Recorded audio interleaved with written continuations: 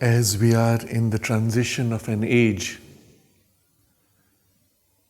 preparing for or in the midst of a new evolutionary leap into a new consciousness, a new step unprecedented in human evolution, the means of that step or leap also necessarily must be unprecedented. If earlier means were good enough, they would have already taken us across. And yet, the new means are not disconnected from the earlier. Evolution never proceeds in random, unconnected leaps. There is always a preparation when something greater has to be made. And so Sri Aurobindo formulates the means of this evolutionary leap in the framework that he calls the integral yoga, by linking it back to the preparation that nature has made in the past. He points out that nature has a method which we can easily lose sight of if we look at too much into detail. What she does is, she prepares a special movement, concentrated, and then breaks it up, branches it out into specializations. Each specialization goes to develop itself into its extreme, and when they become so specialized that they seem almost to be unbalanced and contradictory to each other, then she begins to bring them back together and weave them back together into a larger, more complete, more rich unity. And if this is true of the human consciousness, through the various specializations of human types, cultural types, even national types, all of which specialize and then weave back together and again branch out with a richer complexity of specializations and again a still richer, more comprehensive unity. This is equally true of the method of yoga, the means of conscious evolution.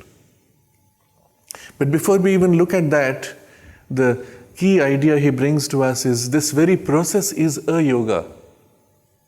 It is nature's yoga, and therefore slow, gradual, unfolding over eons.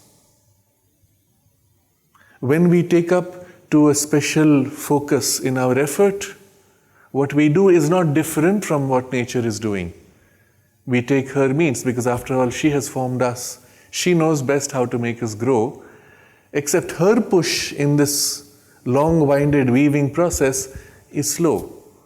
She's more interested in the play of each step and the full unfoldment of rich possibilities at each step than in the rapid, accelerated evolution. When we choose to make rapid and accelerate our evolution, we take exactly the same means that she is using. Except we concentrate them, intensify them, and turn them rather than a wandering circle, slowly rising in a spiral, and turn them instead into a straight line, going straight up. When mother's great-grandson completed his education in the ashram school, halfway through perhaps or towards the end of it, he came to the mother and said, "We keep hearing about this yoga thing. What is this thing called yoga?" So to a young child, how would you explain? Mother draws a picture. She draws a little circle at the bottom, like a spot, and at top, a little square, very symbolic, very suggestive. This is the little individual. The square, you will notice it's the supramental, this form of the supramental, or the divine, let's say. So she says, this is you, where you are, and that is the divine. Then with her felt pen, she draws a line, which begins with small left and right swings, and then widens out until it swings all across the sheet of the paper and then begins to narrow down gradually, swinging, and comes closer and then joins the square. And she says, this is the normal journey of your evolution. Again, the picture is very suggestive. You start with very little capacity. And the very process of your development widens and greatens your capacity, and that allows you now to explore the full range of possibilities of your self-fulfillment. And when you widen to the most, somewhere it feels as if you have lost the whole point of it. The center is lost. The purpose of this widening is lost. And you start seeking the sense of purpose, and you begin to narrow down, except it's no more a narrowing. It's a gathering of this rich possibility towards a more narrow or focused objective. But it's expressing through the rich possibility. That's why the gathering together is not really the same as returning to where you were. It's a larger fulfillment, more rich, which joins into the divine. Having drawn that as the normal journey of life, she takes the felt pen again and draws a straight line to the goal and says, this is yoga. Very simple, very beautiful picture, and very profound when you dwell on all the nuances of it. In the straight line, you think you might miss the widening. Not true. Because in the very nature of the yogic process, especially in the context of the integral yoga, every part of our consciousness is taken up. But because now it is intensified and concentrated in effort, the same slow widening and concentrating and gathering of possibilities is done much more rapidly. And so the straight line actually represents the movement in time, not so much the sense of wandering. And as a result, what could be achieved, and Sri Aurobindo quotes Swami Vivekananda in this, he says, what could be achieved in 1,000 years can be concentrated into a single year.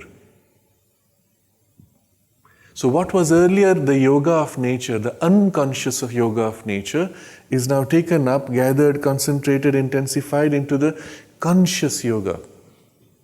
That's all the difference.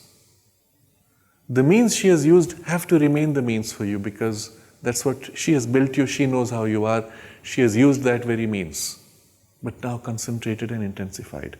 Now this is a very important reference, because often there are people with great devotion, great goodwill. They will, even staying in the ashram after many decades, they say, oh, the yoga is difficult, we are struggling, we've changed a little, but I'm nowhere near what I thought I should be. And so I had a conversation with somebody, so I'll summarize that conversation. I said, most people in the ashram don't know how to do the yoga. And she was very upset. She said, how can you say that? I have grown so much over these last 30 years. I said, if you compare your growth with somebody elsewhere in life, elsewhere in the world, how would it compare? She said, yeah, pretty similar. I said, if you use the reference of Sri Aurobindo's statement, quoting Swami Vivekananda, 1,000 years compressed into 1 year, then that is yoga. And then we have not done the yoga. You have participated in nature's yoga in a beautiful space with a devoted, open heart, but you did not do the yoga then. If you have not accelerated, okay, forget 1,000 to 1 proportion, at least 100 to 1, maybe that's difficult. A 10 to 1 acceleration, 10 years of growth in a single year, perhaps. At least as a reference, something which is more than the normal pace should have been there, otherwise you have not done the yoga. Or you're still in nature's yoga, which is fine also. And so the first requirement to be able to do a conscious yoga is to become conscious and to concentrate in your consciousness towards that which you seek to do. I quote this example particularly because, especially those who have not done it, come up with this excuse that says, oh, this yoga is very difficult, and they will quote from Sri Aurobindo or from his letters, and they will read the letters. If you take Sri Aurobindo's letters on yoga, sometimes you will find hundreds of pages, problems of the vital, that's the heading under which it has been, those letters have been put.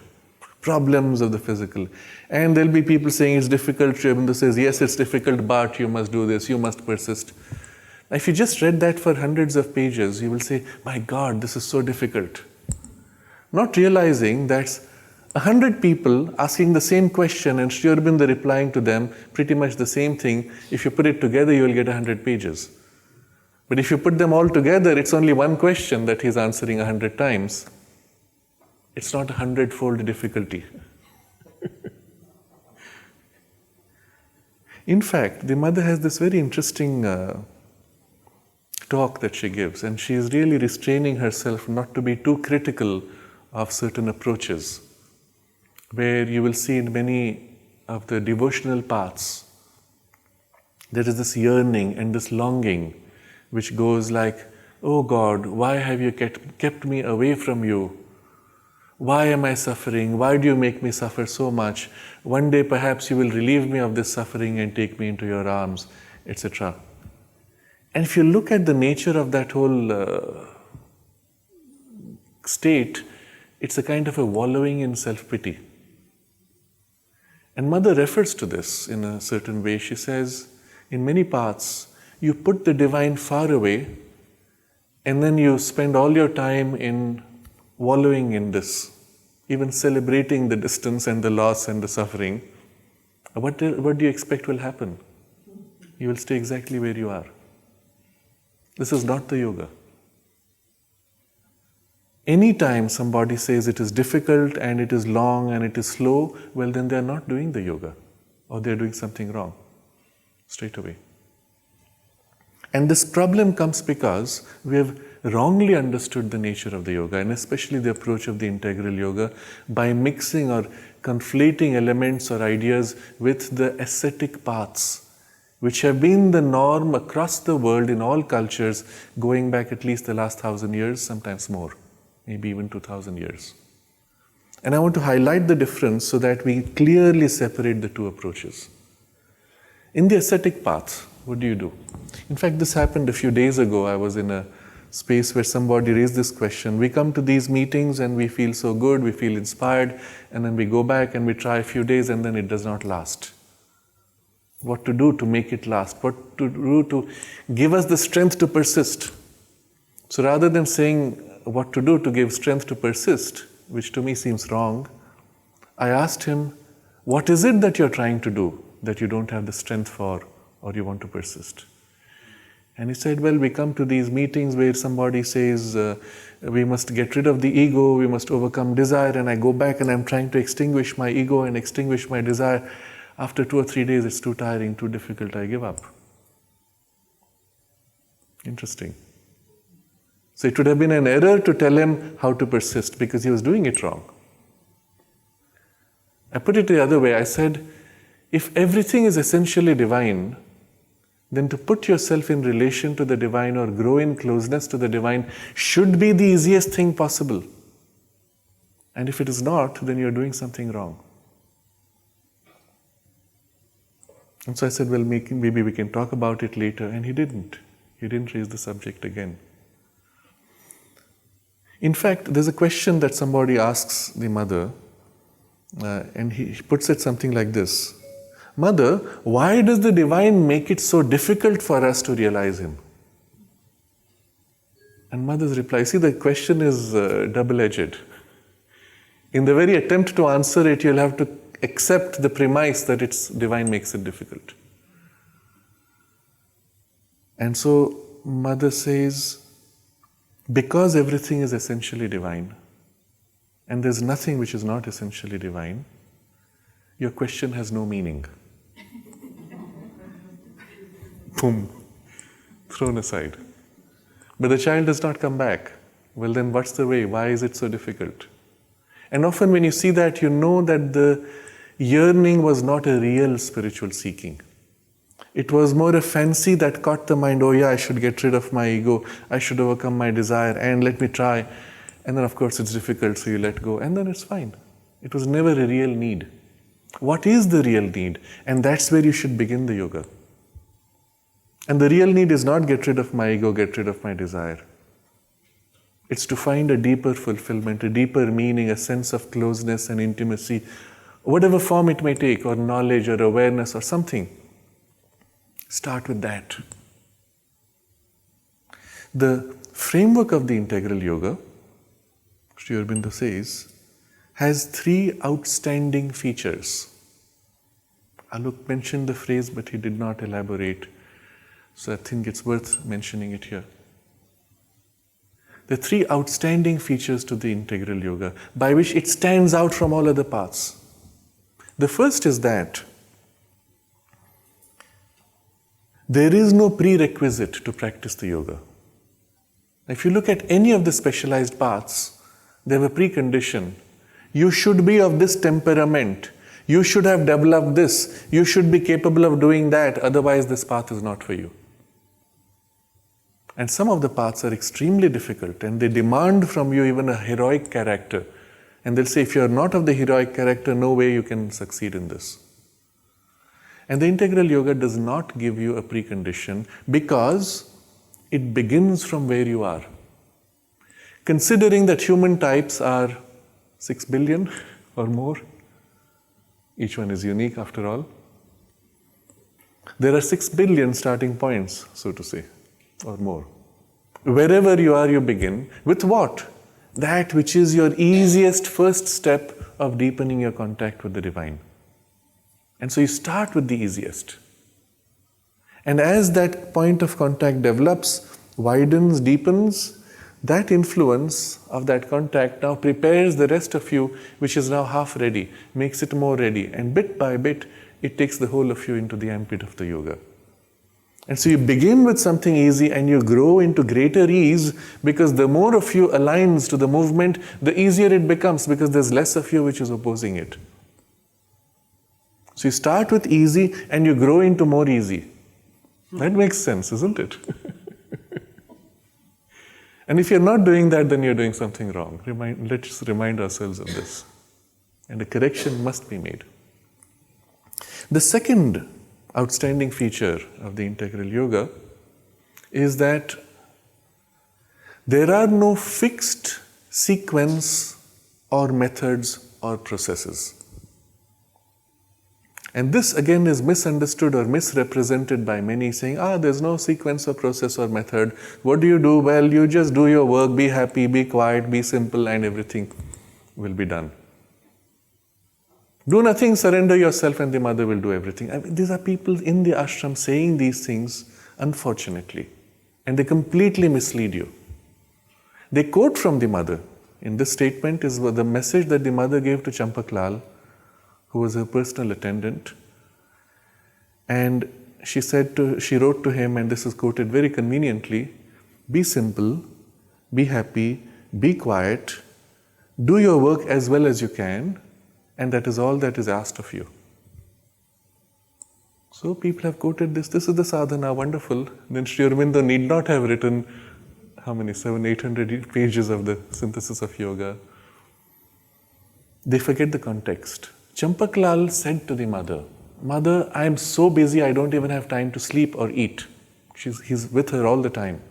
And mother had a daily routine going into 20 hours a day typically, sometimes 24 hours. At 4 o'clock in the morning she would say, the next day has started, let's continue. No time to rest or sleep.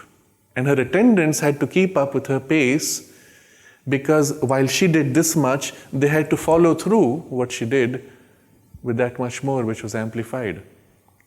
There were 4 attendants, I believe, who were running to keep pace with her. And so he says, I don't even have time for this. How can I meditate? How can I concentrate to do the sadhana? And to him, mother gives this message in that context of the question. Champak Lal asked Sri Aurobindo, well, if when the divine descends, then I will have the experience anyway. Why do I need to sit down and meditate? And Sri Aurobindo explains to him that if you have not prepared yourself, then while the descent may come, you will not be able to receive, you will not be able to contain, you will not be able to take it through to its full result. And for the purpose of preparation, you have to do certain things. And so the second outstanding feature of the integral yoga is that yes, there are sequences, there are processes, there are methods, and they've all been described in great detail with all kinds of details of nuances of variations because every human nature is different. But looking at the broad movements of these, they are categorized in certain ways in the beginning of the direction of the will, of the effort of work, through the karma yoga, through the heart's turn, in the bhakti yoga, through the mind's turn, in the jnana yoga, which forms, so to say, the triple foundation in activity of life where you turn your nature to the divine. But that's not the integral yoga yet, that's just the foundation. Upon that is the sixfold path, sixfold movement of the yoga of self-perfection, which is the integral yoga proper. And in between, interfacing between these things, is the preparation, which is the purification of your nature and the establishment of the equality and all the rest that follows. So the framework is clearly described, but as it is flexible and inclusive of all types of nature, it takes up the whole of your nature. Therefore, it does not have a fixed sequence. In one, the heart opens first, in another, mind opens first, in another, neither. It's just the work through which you begin. And then the rest follow. And as they open, their sequence also may vary. The heart may open a little bit and then the mind awakes. And then the heart follows through with a greater opening and the mind then reflects and opens still more deeply. That's why you can't have a fixed sequence. And so what you do is you recognize these are the means, the tools, the approaches given to you and the methods within that, and a broad sense of sequence, but beginning where you are as any other portion of your consciousness opens more deeply to the divine, that is the facet developed more, until another facet joins, and another, and then the integration of these facets, and there are repeated movements of growth and integration. Exactly the same process that nature took us through in the specialized paths and their integration across thousands of years and hundreds of lives, now concentrated in a few years in a single life. But the same process. And that's why the yoga has such a great flexibility in its framework. And the third outstanding feature of the integral yoga, which we've already touched upon briefly, but you will see how it integrates into the whole, is that everything, all your nature is taken up into the yoga, and therefore no activity of life is ignored. Everything you do, and all the parts of your nature in their engagement in all that you do, is included as a part of or a means of the yoga. Now you'll see in many of the specialized paths, just to compare, there are fixed sequences. You do this, then only you do that, then only you do that, levels, sequences, and sometimes it doesn't fit for people. I know people who had, for example, a problem with smoking. And you could not start a path unless you had got rid of your smoking. You can waste a few years with something very basic, when in fact, had you started with something meaningful, your smoking would have just dropped out on its own with no struggle at all. And you'd have been already way up somewhere in your delight of the embrace of the divine. But in the same way, there are paths which say, cut this out, stop this, remove this. You cannot do these activities. You have to block close your desires, block off, remove your ego, and so on. And all of these especially are particularly unique to the ascetic paths. And this is where I'm going to highlight the difference between the ascetic and the integral approach. In the ascetic path, you cannot have desires. You cannot have all kinds of activities associated with the desires. You cannot touch money, you cannot have power, you cannot have sex, you cannot have relationships, you can have desires, you cannot have anything which could bind you. And on top of that, you have to start beating down your ego at every step you can to become more humble, more humble. And sometimes the paths make you go through a real physical beating in order to amplify your humility. Start by cleaning the toilets of all the devotees. And it's as if on some level you are humiliated as a way of beating down the ego. And it's celebrated as the nature of the path. And perhaps it's valid for a particular specialized approach, but you can see it's not really helping you to grow in love or joy or purity or harmony in your nature or even increase the closeness to the divine. When you've grown into that closeness to the divine, you can say, well, you know what, whether it's the toilet or it's the floor of the temple, it's still where the divine is. And you may spontaneously end up doing that with no difficulty at all. But rather that would be a consequence of seeing the immanence of the divine. But in this process of beating down, you're so much involved or concentrated on denying and breaking and cutting all the impulses of your nature that you're fighting yourself. You realize what it means. At every step, everything that nature has prepared you to do and has programmed in you and is pushing you to do has to be cut and chopped and broken and reversed so that you can withdraw into a release, into some kind of an otherness of consciousness. Destroy all that nature is and all that you are until eventually the world itself is extinguished from you. So difficult.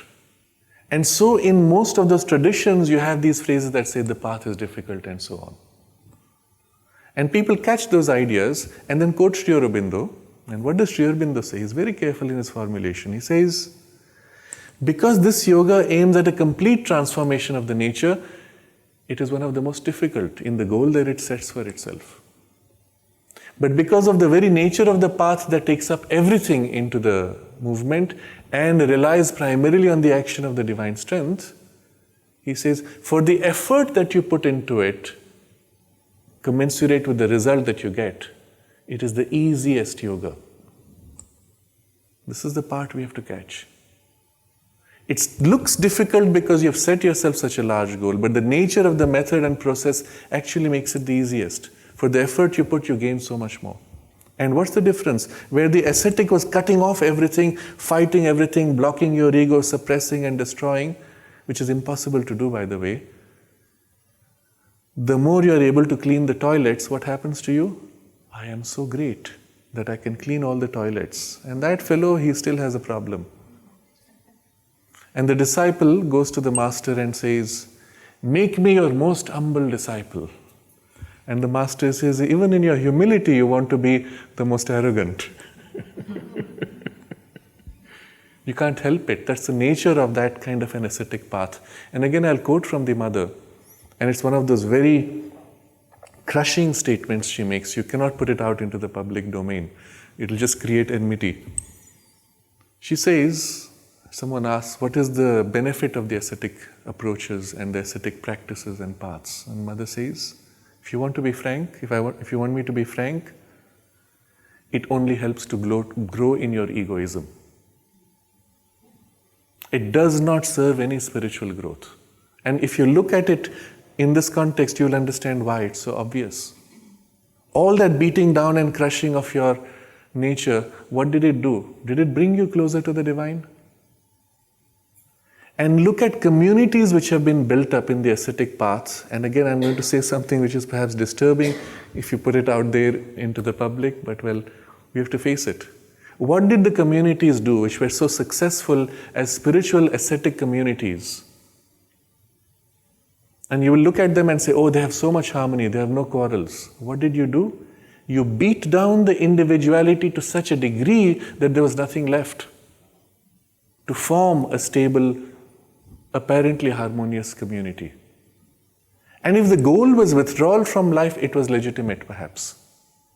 And so I'm not criticizing them, they had their place. But in the context of the integral yoga, where the affirmation and perfection of the individual is as important as the collective realization, that is completely erroneous and useless for this purpose. It's the very opposite of what we want to do. And naturally it's difficult. But when beaten down sufficiently and homogenized sufficiently, well, you have a collective harmony, apparently. But it's not a harmony, it's just a monotone. Even to the point where you put on the same clothes, you shave all your hair, remove all distinctions to such a degree that it almost seems as if you cannot distinguish one from the other. And maybe it served that purpose. It does not serve this purpose. Now let's see what the integral yoga does. It does not go against any movement of your nature. Rather, it accepts all of your nature, everything included. The most difficult thing which other yogas reject, your vital with its desires, your body with its dullness and inertia, your mind with its conflicting and chaotic and contrary thoughts and ideas. All these are included. But the difference is, all these impulses which nature has given to you are turned towards the divine. A little bit at a time, with the part which is easiest to turn. And at no point do you ignore anything, conflict or contradict anything. Simply take what you have, turn it to the divine. Take your most intense struggle with any desire. Instead of fighting that desire, instead of trying to suppress or kill it, which is not going to work, simply turn that desire towards the divine. I love to eat this, or even have an addiction to smoking, and then I turn it to the mother and say, the Divine Mother, here, you've made this cigarette, you're the smoke, you're the impulse of desire within me, and as I smoke, I'm grateful to you for this gift. My mind understands that this is harming my health, it might even cloud my inner clarity, and I would like to be free of it. But right now, I offer all this. The greed or the desire, the deep-set addiction, I open and offer to her, and my enjoyment of it, I open and give to her. And you see what happens at that moment. In joy, as you open and you feel her presence, you feel something so uplifting, so beautiful. Against it, the enjoyment of the smoking begins to pale. Within a few days, you do that and you find it mechanical. Rather, your immersion in the enjoyment and self-giving is what grows. And one day you suddenly discover, very quickly, the craving is gone. I pick up the cigarette or I drop it, it makes no difference. And you've just dropped it, it's gone. Because in that deepening of the relation, in the very part which feels the craving, she has purified you and dissolved that.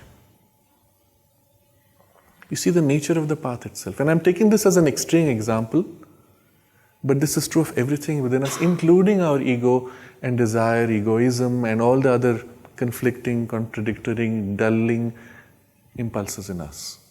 So everything of your nature is taken up, nothing left out. What is discarded is their perverse or inferior movements. Not by fighting them, but by turning them to the positive, to the divine. You have jealousy, instead of trying to suppress your jealousy and fight it, and you can come up with an illusion that you have let it go by doing so much more to help the person and smiling to him. And somewhere inside the thing is still seething, now suitably covered up, and now more difficult to remove because more deeply hidden. If instead I turn that jealousy and I say, Divine Mother, here is this jealousy that I feel.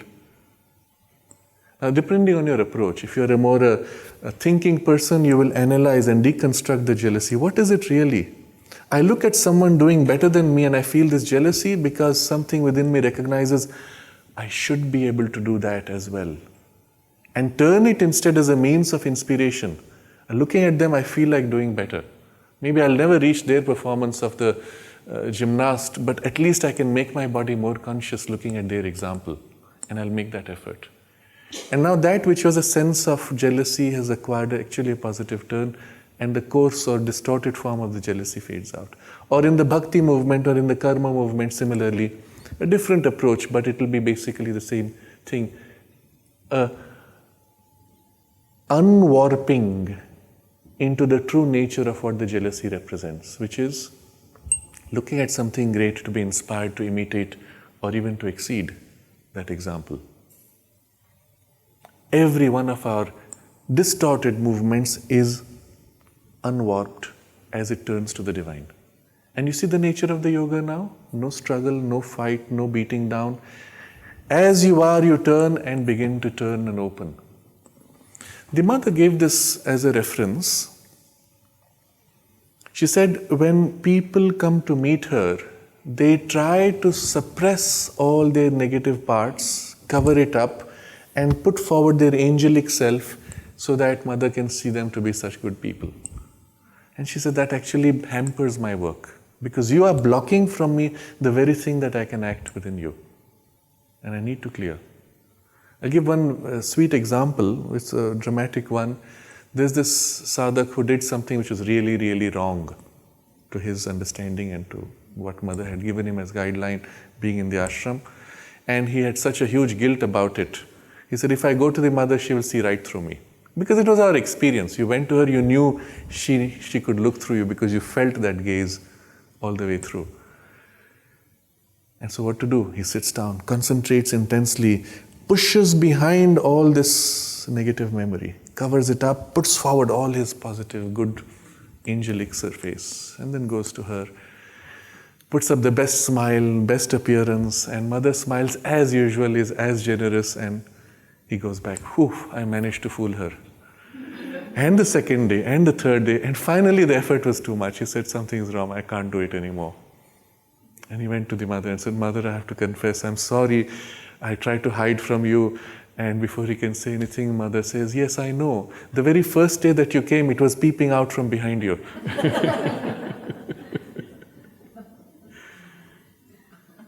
And so she said, it's much better if you come before me as you are, with all your good, bad, so-called bad.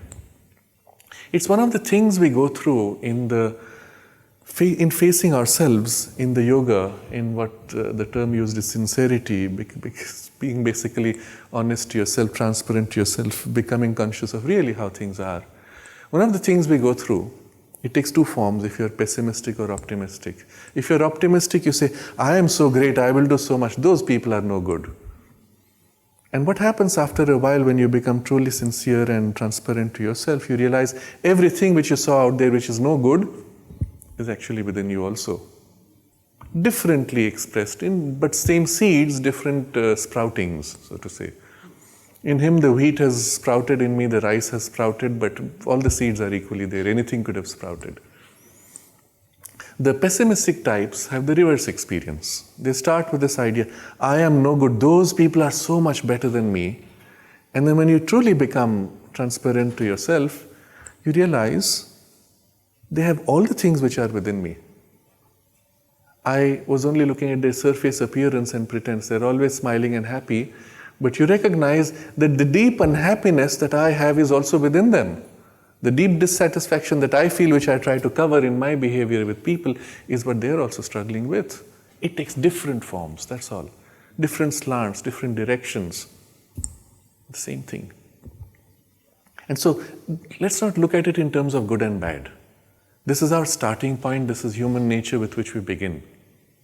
A tiger, is it good or bad because of its strength, because of its power, because of its killing of the deer? No, it's just doing what it's programmed to do by nature. It's neither good nor bad. It feels nothing wrong in what it does. It doesn't kill for the joy of it. That would be a perversion. In human beings, we have a perversion. So if you have a perversion, okay, you work to dissolve it. But all your limitations are neither good or bad. That's your starting point. Just accept it. This is how it is. It doesn't have to be. This is not what I want it to remain, but that's my starting point. And so you go to the mother, bared, as deeply and thoroughly bared as you can, and opened to her. Now, you can describe this as a physical movement when we went to the mother to become completely transparent to her gaze, to her action, to her force. But where is she today? Right here, right now, before us, around us, above us, within us, and the same movement of baring yourself entirely to her and invoking her light, her force, her action, and her love. Because when she intervenes, sometimes there is an excision to be made. There is a tumor which has to be cut out, there's no other solution. Then the cut may involve a pain, maybe momentary. But it is done with such care as to minimize the pain and with so much love and tenderness. And so she even puts the balm to soothe, to minimize the pain, and then snap, it's removed. But if at that moment you're clinging to it and she pulls, ow, that hurts a lot, isn't it? And if the harder she pulls, the more you cling and pull back, that's what exaggerates the pain. And so every time you experience the pain, know that it's because you are clinging to the thing which she is trying to remove. And if you can truly let go and say, all right, I am open to be shaped by you in whatever way you choose, take out from me what is not needed, fill me with what is required, and truly you let go, there's a brief nick, not even a pain, snip, it's gone. And to the extent that we are not able to let go totally, there are attachments which cling, which we are not conscious of. It hurts a little more, but then you recognize why. And the moment you feel the pain, it draws your attention to that part, and you consciously let go there, exactly where the pain comes. If you think about the logic of it, it is so beautiful. Nature makes you experience pain in the very part that you know you need to let go, helping you to focus attention there. If the pain wasn't there, you were not even conscious of it. The pain is your becoming conscious, or nature making you conscious of where you have to let go. Interesting. And when you begin to look at the nature and the approach of the integral yoga in this way, you can see why it has to be the easiest path. Formulated in this way, you will understand more deeply the analogy that the mother gives of the difference between the path of the baby monkey and the path of the baby cat. How does the baby monkey travel? It clings to its mother's neck, chest, and the mother jumps from branch to branch. Every time it has to suffer the jerk and hold tighter. If it loses grip, it falls. But the baby cat bends and gives its neck to its mother. Its mother picks it up and jumps. Your effort is still there of giving yourself, but the process of carrying through is in charge of her. And she can do far better than you can. She can catch you more intensely, more securely than you could. And so when you put the burden of the transformation in her hands, but put yourself totally in her, under her action, you see the shift that takes place. Of course, in the beginning, you're unable to do that. You can only give the little part of yourself that you're conscious of, which feels the aspiration and shares in the joy of self-giving. The rest does not. There are parts within me which contradict, oppose, which say, no, I don't want to give myself. I'd rather do what I like to do. And that's where you have to go through a kind of a process of introspection and harmonizing, bringing those elements in alignment with your aspiration. And again, if you have the ascetic taint, it becomes difficult because you say, I feel guilty about this desire to do this or that. And so I cut it off. I separate it from my aspiration in the very action of the guilt. I try to hide it from myself or cover it up or give to it a twisted, pretentious form. Instead, I embrace the desire and I say, I accept you, and here I enjoy this, and I open this enjoyment and this movement to the mother. And the experience of the contact of that joy in opening to the mother is such that the very desire impulse which was feeling wrong or had a guilt element now begins to say, oh yeah, I feel much greater joy when I open to the mother. And it begins to change. It begins to align with the aspiration. So there's a process, there is an effort of aligning and bringing all these parts. And then there are parts which are unconscious, subconscious, unconscious, subliminal. You're not even aware that they exist. But when you begin with the part that is aware, and she fills you, her consciousness percolates through your conscious parts into your less conscious parts. Awakening consciousness, awakening plasticity, awakening even the aspiration. And you don't notice in a very short while, you're aware of more of you. Things just begin to come into your range of awareness. Your little patch of light of consciousness begins to widen and grow and deepen because of that, her action. And so very quickly you realize the more you're able to give and the more complete the giving is, the more rapidly this process happens. And really, she's doing it. And although you're making an effort, and your effort is extremely important, and it must be all-inclusive, the change itself, the liberation and the change and even the transformation, even the mental transformation which we discussed earlier, is the result of her working. And you can only say, well, she's the one doing the yoga, but I have to, of course, keep up with her. I have to keep doing what I have to. Seen in this way, you realize that the yoga is in fact the easiest. The journey of the yoga, although concentrated and intensified, is the most joyous, fulfilling, and beautiful. And if it's not in any way, know that you're making a mistake there and make the correction necessary. That's why the mother calls this the sunlit path. Unlike other paths, and especially with the ascetic turn that comes with it, which are painful, difficult, struggling all the time with your personal effort driving the force of the yoga, and you cannot do 1,000 years of work in a single year.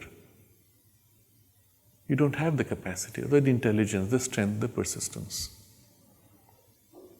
Every activity of life also has to be taken up, therefore. It does not matter what you do. And if you think the thing that you're doing is wrong or bad or incompatible with your yoga, then you need to review what you're doing. You need to review why you are doing it. And there is no activity, even the activity of theft, if that is the only way for you to survive, that cannot be brought into the ambit of the yoga. The mother made this very interesting observation. When she would come for the darshan, she would bring down the divine force. She said it will help to lift your aspiration and intensify your aspiration, lead you to the realization of whatever you aspire for at that moment, whatever your highest aspiration. And someone asks, what if there's a thief aspiring to steal better? And yes, that also. That also. If that's what gives you the fulfillment and growth of your consciousness, that's your way to begin. But very quickly you'll realize it's incompatible with your deeper aspiration, and then the correction will take place.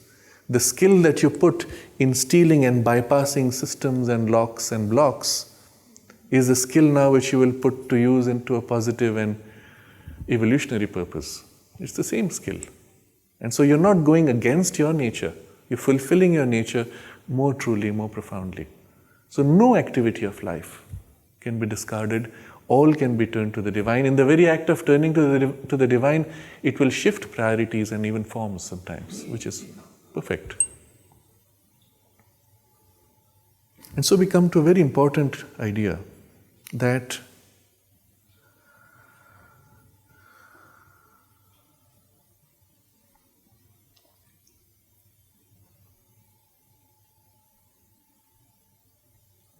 in this transition of evolution, the means given to us are also commensurate with the demand of the evolution.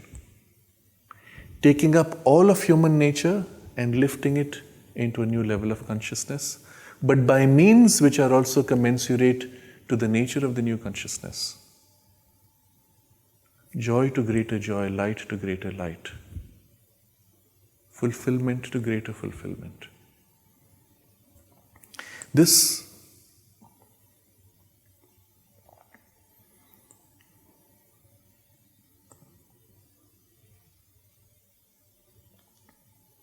put in the context of the larger human evolution has a very important implication in the larger international relations. And I want to touch upon this because it is something we must be aware of.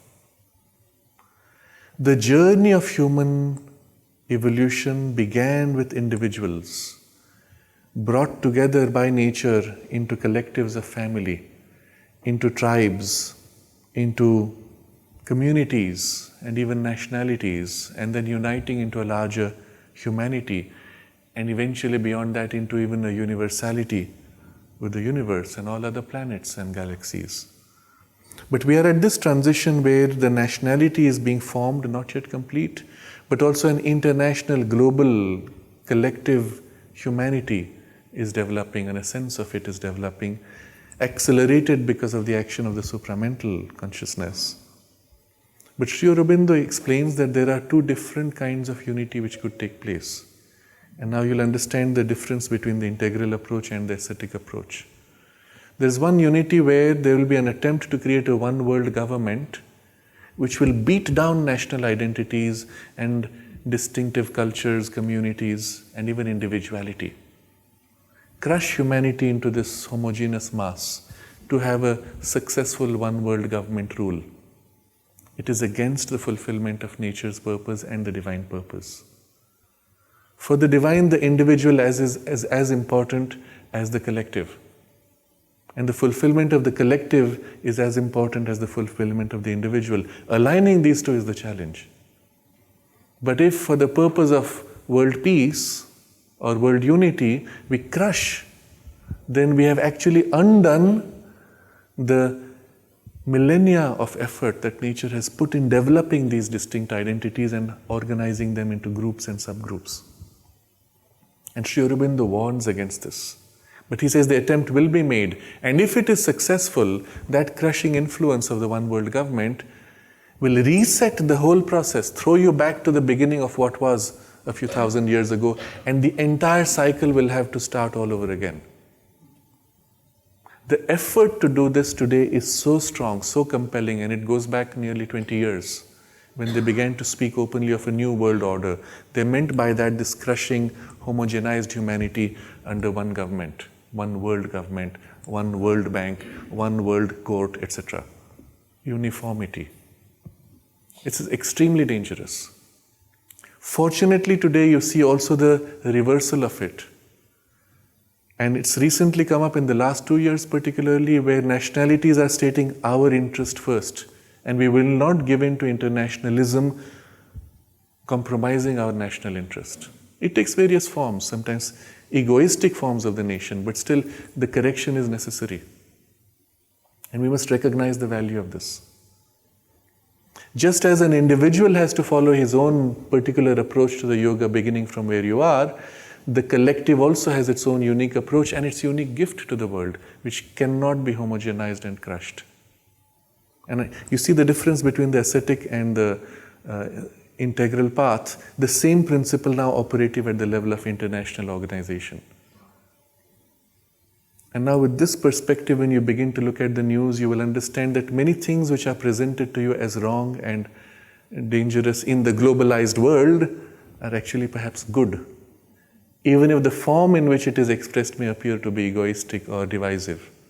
They are corrective tendencies for nationalities to recover their individual identity and grow in their unique approach and way needed, and integrate with the world without losing their individuality.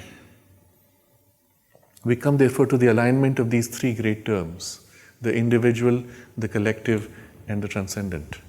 Well, I'll broaden the collective now into the universal. And we come to a very interesting insight that Sri Aurobindo gives. The transcendence is where all infinite potential is held, which pours down into the universe to unfold itself. But the universe, in space and time, is too small to hold it all. And so there's an unfolding over time and across space, and a creation of little islands of cultures, values, experiences, consciousness types.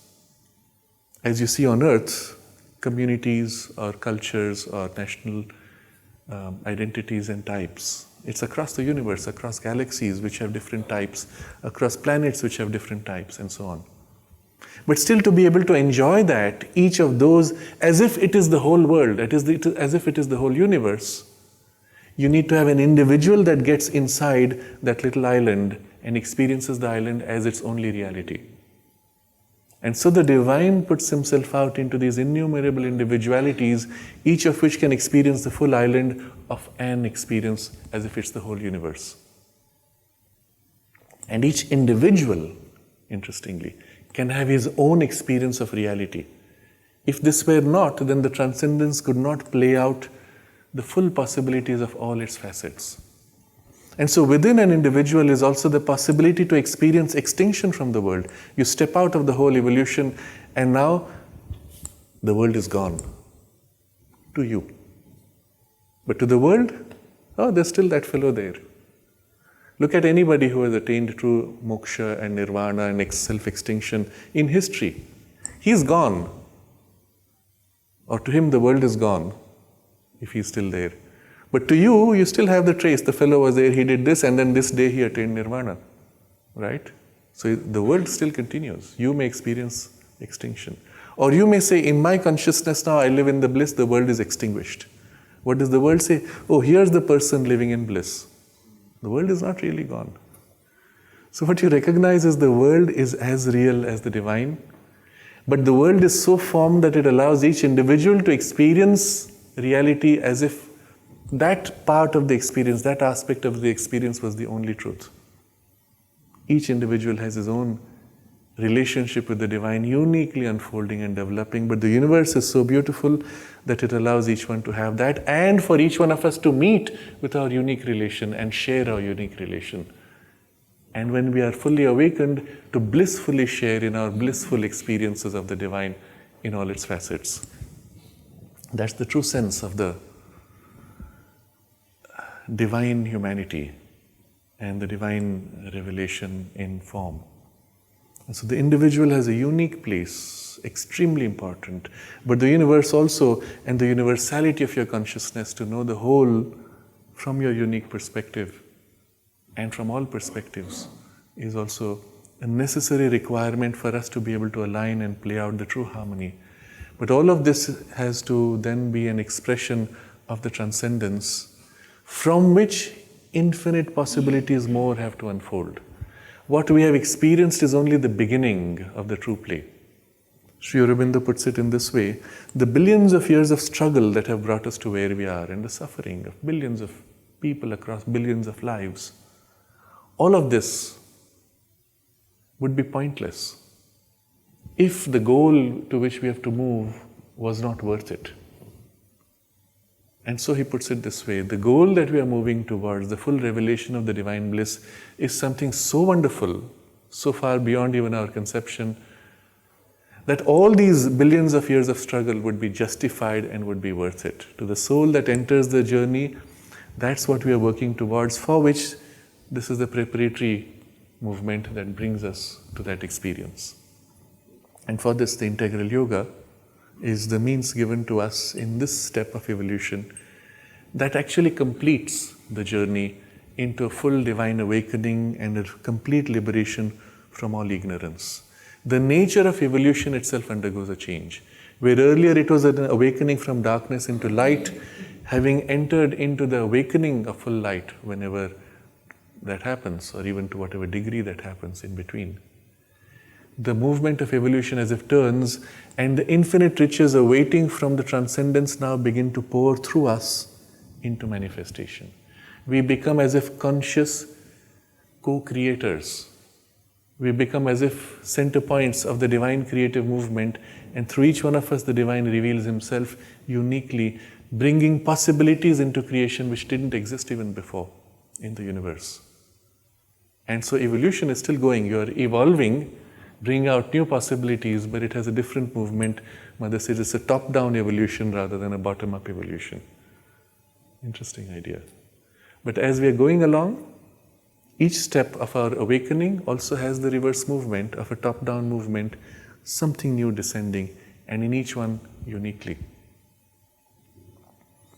We can hold this vision, align ourselves to it, make conscious effort to remove from ourselves the distortions which come from the ascetic perspectives. The divine for us is intimately close at each moment, and to open to the divine should be the easiest thing and the most joyous thing at each moment.